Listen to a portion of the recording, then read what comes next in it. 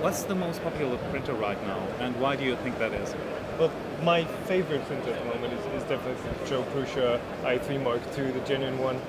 It just, it's not like a revolutionary next step, but it does so many things right that other machines do sort of okay at.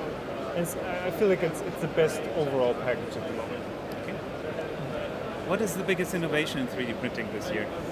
This year, so what we're already seeing, but what we're also going to see a lot more of this year, I think, is multi-material extrusion and, especially support material that is water soluble, because it sort of breaks the barriers of what you can print at this moment, and it enables you to do so many more things, especially support material, and also mixing materials, mixing flexibles and rigid materials.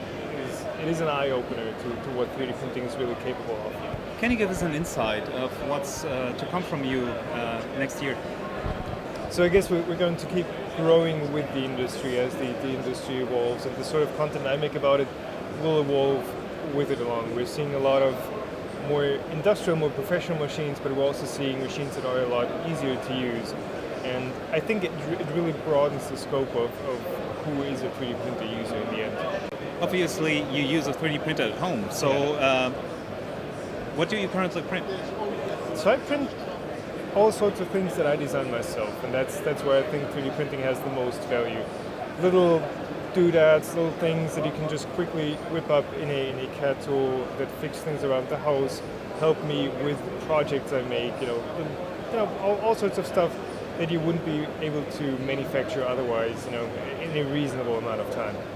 3D printing enables you to print a lot of things. So what was the most noteworthy thing you've ever seen? So one of the things I'm seeing here at this trade show is the 3D printed pinball machine. It's like a full-size thing. 1 year in CAD, 8 kilometers of plastic in there. It's a super nice, super complex design, and it baffles me how you would design something like that as a single person in that sort of time. And then printed, I think it was 80 different materials as well. It's just something I haven't seen like that before. It is awesome. Right. So, and if you would have a tip for someone who's a beginner and a reader of all 3DP, what would that be? Don't fall for the marketing. Think about what you want, what you need. Think about, what your applications are, and then look at what you really want to get.